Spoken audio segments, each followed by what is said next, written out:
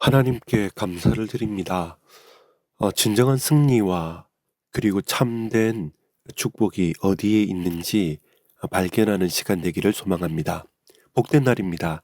2024년 12월 17일 화요일입니다. 요한계시록 17장 7절로 18절까지의 말씀을 중심으로 어린 양의 승리와 음녀의 멸망이라는 제목으로 함께 말씀을 나눠보도록 하겠습니다. 먼저 함께 말씀을 읽겠습니다. 천사가 이르되 왜 놀랍게 여기느냐?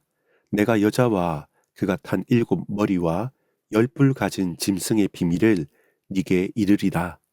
네가 본 짐승은 전에 있었다가 지금은 없으나 장차 무적행으로부터 올라와 멸망으로 들어갈 자니 땅에 사는 자들로서 창세 이후로 그 이름이 생명책에 기록되지 못한 자들이 이전에 있었다가 지금은 없으나 장차 나올 짐승을 보고 놀랍게 여기리라.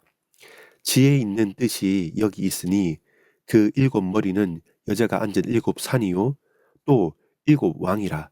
5은 망하였고 하나는 있고 다른 하나는 아직 이르지 아니하였으나 이르면 반드시 잠시 동안 머무르리라. 전에 있었다가 지금은 없어진 짐승은 8째 왕이니 7 중에 속한 자라. 그가 멸망으로 들어가리라.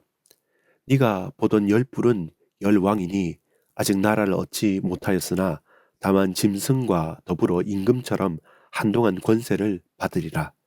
그들이 한 뜻을 가지고 자기의 능력과 권세를 짐승에게 주더라.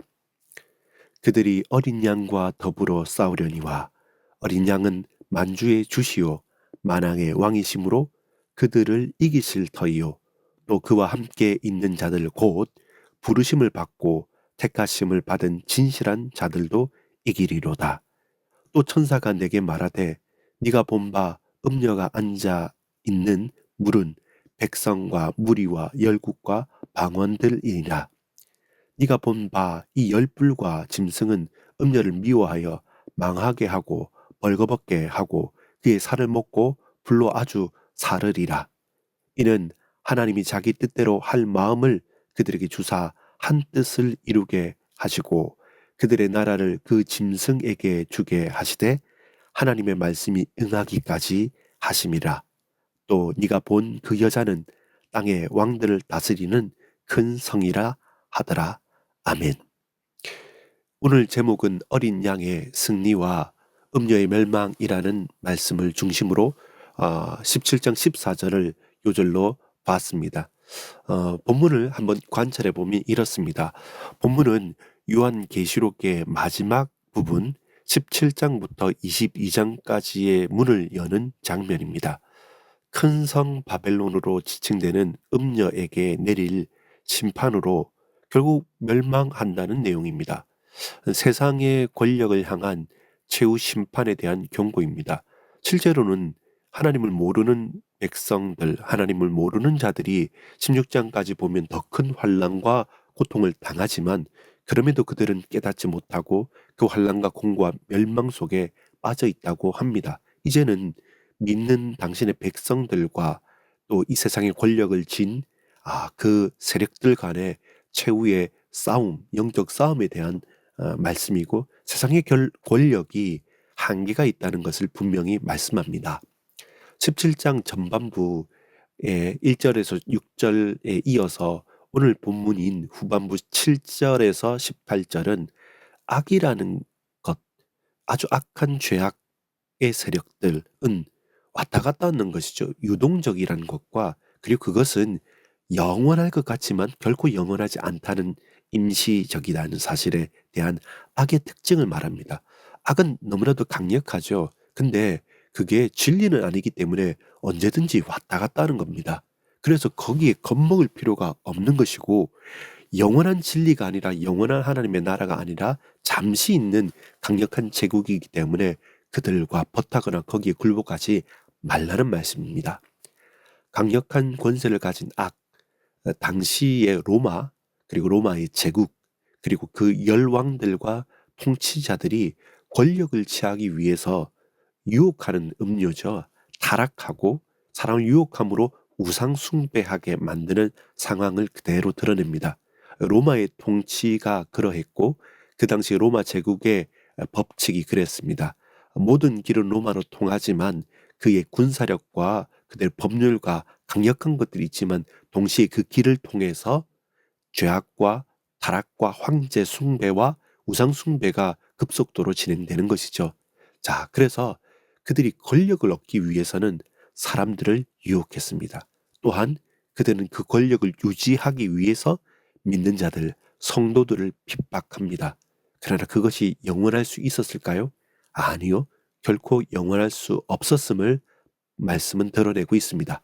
오늘 본문에 영원할 것 같은 제국도 언제나 그렇듯 또 다른 제국들과 나라들에 의해 멸망당하기를 반복하는 것이 바로 세계사입니다.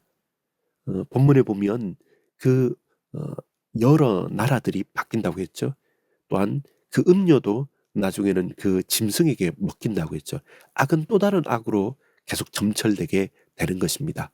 그 과정에서 연약해 보이는 교회, 금방 사라질 것 같은 교회, 그들은 언제나 하나님 말씀을 붙들고 하나님의 주권 가운데 끝까지 견디며 승리했다는 점을 분명하게 증언하고 있습니다.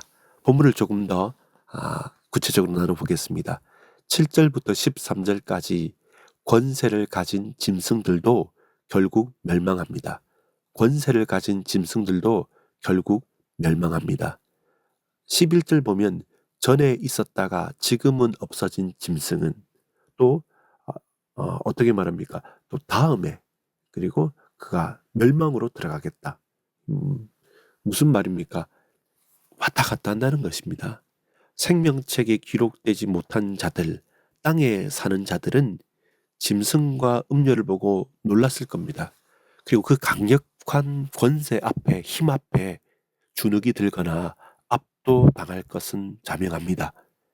그러나 그런 악한 권세를 가진 짐승들은 언제나처럼 아주 강력하게 다 가질 것처럼 일어났다가 또 다른 더 악한 짐승들에 의해 굴복하며 왔다 갔다 하기를 반복합니다.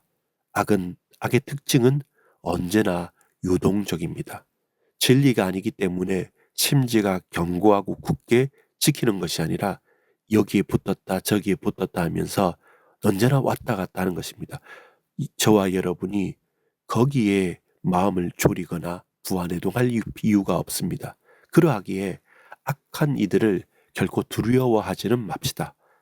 부활의 주님은 그들은 전에는 있었고 지금은 없고 다음에 올 거지만 부활의 주님은 계시록 4장 8절에 보면 전에도 계셨고 이제도 계시고 장차 오실 이십니다. 전에도 계셨고 이제도 계시고 장차 오셔서 심판하실 그분을 두려워하십시오. 경외하십시오. 지금도 나를 붙드시고 끝까지 지키시며 인도하시는 주님께 믿음을 고백합시다. 14절부터 18절까지 두 번째, 어린 양의 최후 승리와 음녀 바벨론의 멸망입니다. 어린 양은 누구입니까? 부활의 주님, 우리 주 예수 그리스도이십니다. 12절 말씀을 14절 말씀을 우리 한번 또 보면 그들이 어린 양과 더불어 싸우려니와 어린 양은 만주의 주시요 만왕의 왕이심으로 그들을 이기실 터이요 또 그와 함께 있는 자들 곧 부르심을 받고 택하심을 받은 진실한 자들도 이기리로다. 아멘. 아멘. 성도가 승리하는 이유가 무엇입니까? 세상에서 성공하지 못하는 것 같아도 하나님의 자녀는 악의 영들에게서 완전 승리할 수 있습니다. 바로 어린 양 예수 그리스도 부활의 주님이 주가 되시고 왕이 되시며 우리와 함께 하시기 때문입니다. 저와 여러분은 나는 택함을 받았습니다. 그리고 부르심을 입었습니다. 그리고 이 말씀 앞에 진실한 자이기에 주 안에서 언제나 완벽히 승리할 수 있습니다.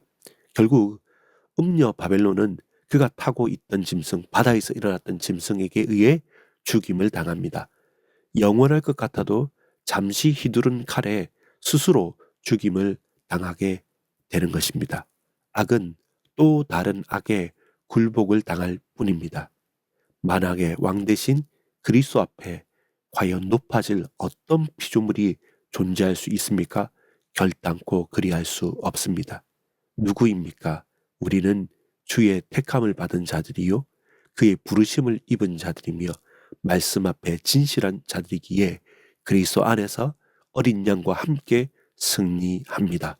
여러분, 유동적으로 왔다 갔다 하는 악, 잠시 있다가 사라지는 그 죄악의 세상에 버타지 마시고 최후 승리를 기억하시고 기도하시고 바라고 소망함으로 오늘의 죄악과 저주와 멸망과 세상을 넉넉히 승리할 수 있는 하나님의 은혜가 풍성케 나타나기를 소망합니다.